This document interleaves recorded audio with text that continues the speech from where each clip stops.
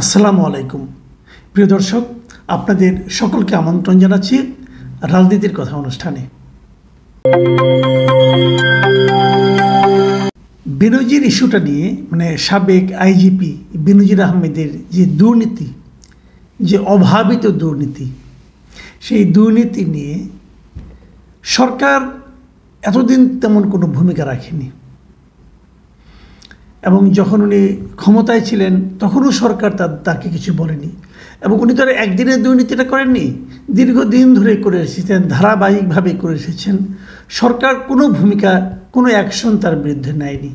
এই না নেওয়াতে অনেকে মনে করেছেন বোধহয় সরকার তাকে এক ধরনের আশকারা দিচ্ছে, এক ধরনের প্রশ্রয় দিচ্ছে।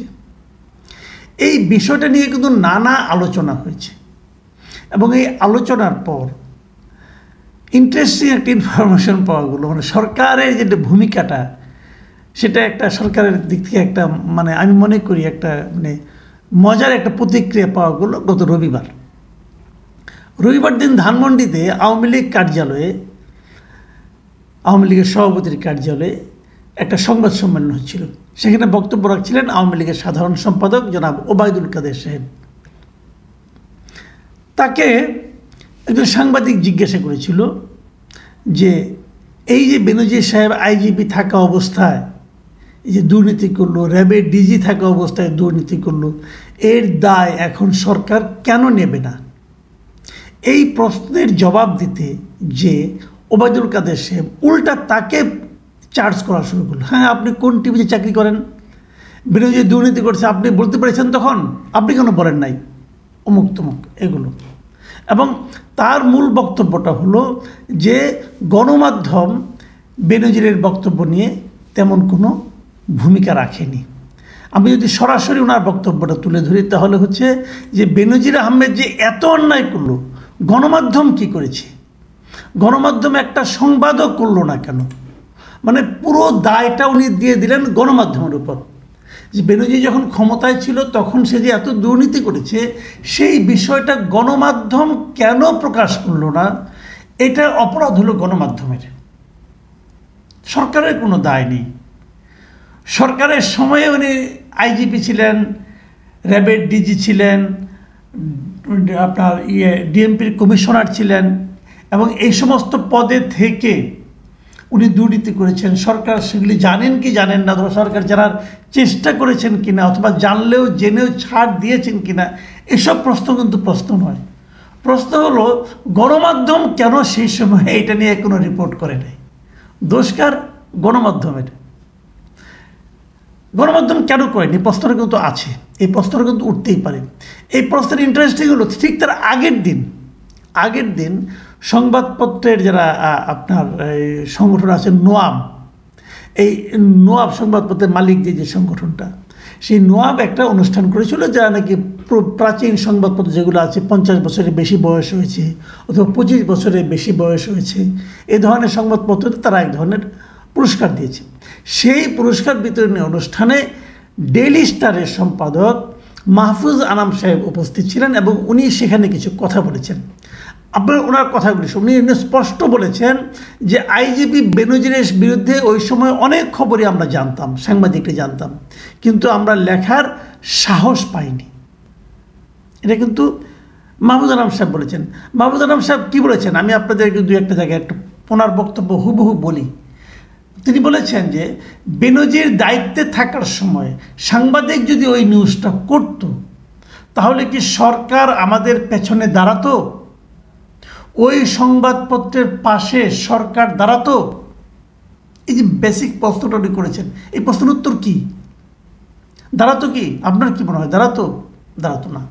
এবং কেন দাঁড়াতো না সেটা উনি বলেছেন যে ওই সময় একজন আইজিপির বিরুদ্ধে লেখা তো কঠিন ব্যাপার একটা, এবং সে তো একজন সাংবাদিককে যে কোনো কিছু করতে পারে, করেছে তো। আমাদের অনেক সাংবাদিক গুম হয়ে গেছে। আপনারা কাজলের কথা মনে করেন, সাংবাদিক কাজল, তাকে ধরে নিয়ে 3 মাস 2 মাস কয়েক মাস গুম করে রাখা হয়েছিল এবং উল্টো যখন তাকে ফেরত আনা হলো, যখন তাকে ফেরত পাওয়া গেলো তখন তার বিরুদ্ধে উল্টো মামলা হলো। তো পুলিশ চাইলে কী না করতে পারে? সেই কথাটাই কিন্তু মাহফুজ আনামের মতো সম্পাদক তিনি বলছেন, এবং তিনি বলছেন এটা যে এই সরকারের ইনস্টিটিউশনাল মানে প্রাতিষ্ঠানিক যারা হেড হয় তারা এত ক্ষমতাশালী হয় যে তারা সরকারের অজ্ঞাতেই সাংবাদিকতার উপর হস্তক্ষেপ করে, মানে সরকাররা জানেও না, সরকারের অজ্ঞাতেই তারা সেটা সাংবাদিকতার উপর হস্তক্ষেপ করতে পারে তারা। তাহলে আগের দিনে এই কথাগুলি পত্রিকাটা একটু পড়লেই তো হয়। ওবায়দুল কাদের সাহেব, আপনি পত্রিকাটা পড়লেই তো বুঝতেন যে আমাদের সাংবাদিকতার সাংবাদিকদের সম্পাদকদের কতটুকু সাহস, কতটুকু ক্ষমতা থাকে এই ধরনের নিউজ করার। পুলিশের আইজিপির বিরুদ্ধে নিউজ করে বাংলাদেশে টিকতে পারবে? পুলিশের হাতে যে অপরিসীম ক্ষমতা আপনারা দিয়েছেন, পুলিশ যে কোনো লোককে যে কোনো সময় গ্রেপ্তার করে নিয়ে যেতে পারে, এটা তাদের আইনই আছে। নিয়ে কি চাবি স্যুট খাওয়াবে? তো আমি বুঝি না ওবায়দুল কাদের সাহেব কিসের মধ্যে এটা কী ঢুকাই দিলেন। এই সাংবাদিকটা কিছু বলছে, আচ্ছা ঠিক আছে আপনার কথাই ধরলাম, সাংবাদিকেরা কিছু করে না, এটা সাংবাদিকরা বিশাল অপরাধ করছে। আর আপনারা যে কিছু করেন নাই, আপনাদের এত এত গোয়েন্দা সংস্থা আছে, আপনাদের তো প্রত্যেকটা বাহিনীর অভ্যন্তরেও একটা গোয়েন্দা সংস্থা আছে, তারাও কি আপনাদেরকে জানাইছে? তারাও কি কেউ কিছু বলেছে? তারা বললো না কেন? তাদেরকে তো এই কথাটা বলার জন্য, তদন্ত করার জন্য তাদেরকে তো বেতন দেওয়া হয়, তারা কেন বললো না? সেই প্রশ্ন তাদেরকে করেন, সাংবাদিকদের করতে আসছেন কেন? সাংবাদিকদের তো আপনারা বেতন দেন না, এটা তো একটা বেসরকারি প্রতিষ্ঠান। ঠিক আছে আপনার কথা মানলাম, তবুও মানলাম, তর্কের খাতিরেও মানলাম। বেনজির আহমেদের দুর্নীতির খবরটা প্রথমে ডিসক্লোজ করেছে কি? সরকারি কোনো প্রতিষ্ঠান নাকি এটা গণমাধ্যম? 31শে মার্চ যখন নিউজটা প্রথম প্রকাশ হলো, সেটা কে প্রকাশ করেছিল? একটা গণমাধ্যম প্রকাশ করেছিল, সরকার তো প্রকাশ করেনি, সরকারের কোনো এজেন্সিও প্রকাশ করেনি, একটা গণমাধ্যম প্রকাশ করেছিল। তাহলে গণমাধ্যমে যে করলো কাজটা, আচ্ছা ঠিক আছে 1 তারিখে গণমাধ্যম প্রকাশ করলো, দুদকে মামলাটা হলো কবে? দুদক এটা তদন্ত করলো কবে? দুদক কেন তদন্ত করতে এতদিন সময় লাগলো? প্রায় 1.5 মাস সময় লাগলো দুদকে তদন্ত করতে। আবার তাও না, যদি এটা নিয়ে একজন আইনজীবী দুদকের কাছে 4 তারিখে,